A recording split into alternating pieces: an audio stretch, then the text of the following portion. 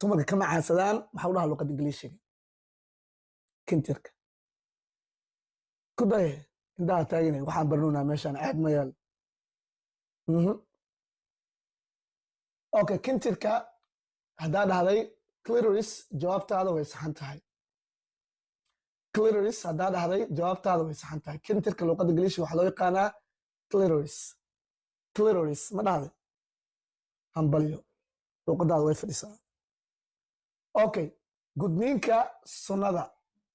saan ognahay gudniinka waa laba nooc mid sunno ah mid fircooni ah waxaan kaa rabaa marka gudniinka sunnada maxaa u dhaha luqadda ingiliishiga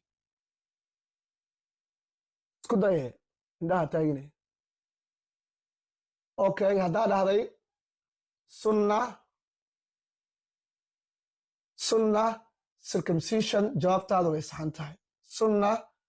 circumcision haddaa dhahday jawaabtaada way saxan tahay gudniinka sunnada luqadda ingiliishiga waxaa loo yaqaanaa sunna circumcision okay gudniinka fircooniga maxaa u dhaha luqadda ingiliishiga adiga fircooni maa tahay misunno gudniinka fircooniga maxaa u dhaha luqadda ingiliishiga gabdhihii hore dhan gudniin fircooniga qabaan iska ilaaliyaa weydii markaa oo ashukaansanaysid gudniinka fircooniga luqadda ingiliishiga waxaa loo yaqaanaa infabulation ayaa loo yaqaanaa